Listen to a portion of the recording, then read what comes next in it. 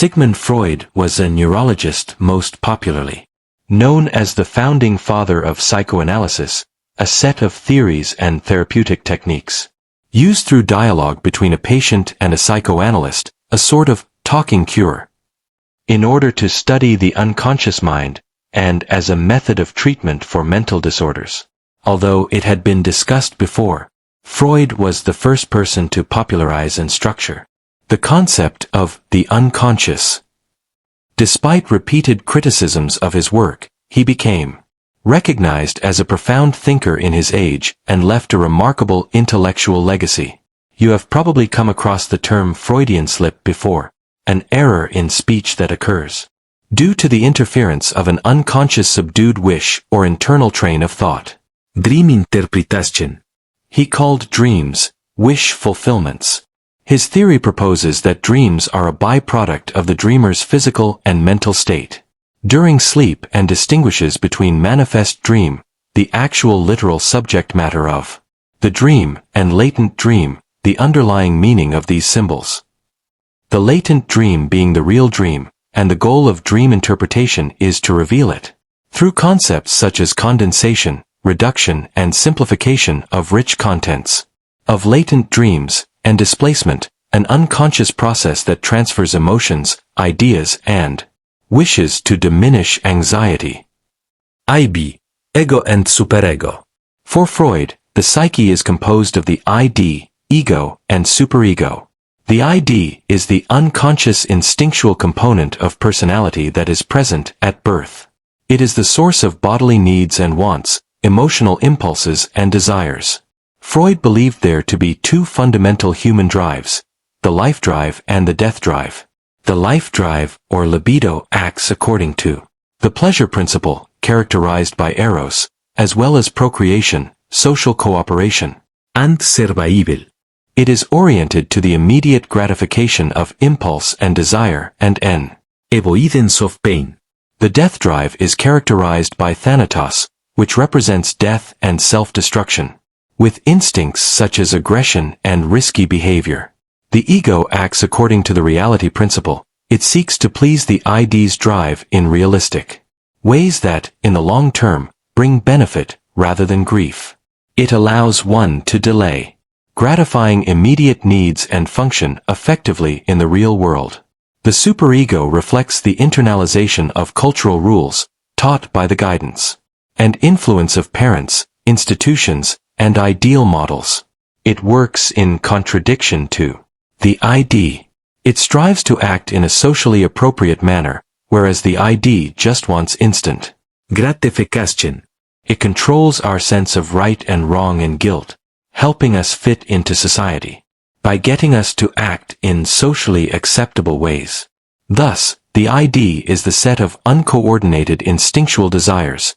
The superego plays the critical and moralizing role, and the ego is the organized, realistic agent that mediates between the instinctual desires of the id and the critical superego. Although the ID is unconscious by definition, the ego and superego are both partly conscious and partly unconscious. Free association and transference. In founding psychoanalysis, Freud developed therapeutic techniques such as free association, which is the method of listening to patients speak for themselves, working through their own material, rather than parroting another's suggestions. It is the content of consciousness, without censorship as an aid in gaining access to unconscious processes. Another important phenomenon is transference, in which a person unconsciously projects feelings onto other people, such as transferring feelings about one's parents to their partners or mistrusting somebody who resembles an ex-spouse in manners, voice, or external appearance. Psychosexual development is central to the psychosexual development. Psychoanalytic sexual drive theory. Freud believed that personality developed through a series of childhood stages during which the ID's libidinal energies become focused on different areas of the body. The development of a healthy adult personality is the result of successfully completing each of the psychosexual stages. However, if the child experienced frustration, it might lead to fixation, which is the persistent focus of the ID's pleasure-seeking energies at the early stages of psychosexual development. These fixations occur when an issue in one of the stages remains unresolved, leaving the individual essentially stuck or fixated at that point of development and unable to move on to the next, causing them to experience anxiety that would persist into adulthood.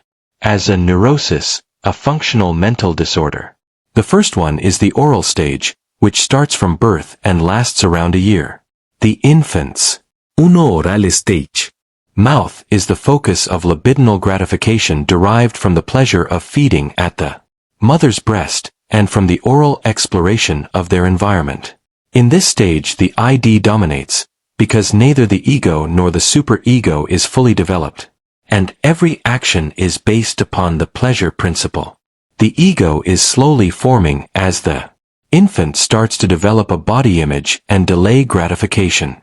Weaning, or the process of gradually withdrawing the infant's supply of its mother's milk and introducing it to another diet, makes the infant lose the physical intimacy with their mother.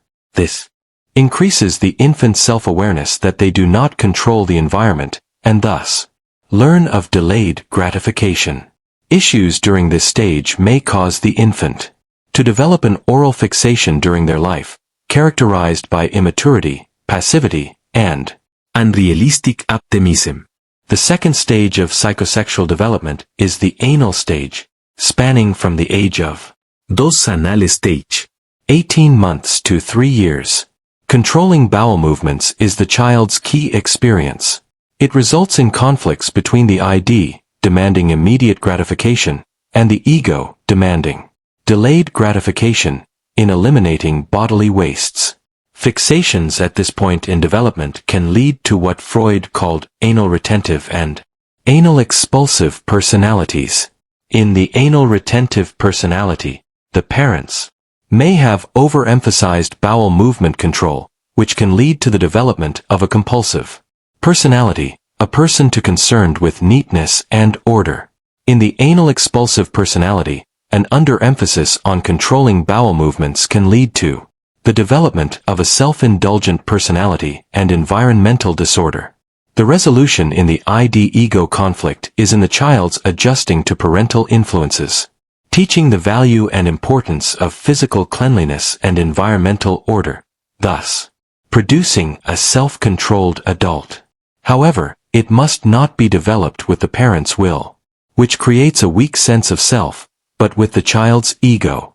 The third stage is the phallic stage, which Tres phallic stage. occurs from the ages of 3 to 6 years. In this stage, children become aware of their bodies and the bodies of other people, learning the physical and sexual differences between male and female. The decisive experience is the Oedipus complex, which originally refers to the sexual desire of a son for his mother while focusing emotional rivalry against his father. It is a desire for the parent in both males and females, and that boys and girls experience differently. Boys in a form of castration anxiety, girls in a form of penis envy. This creates an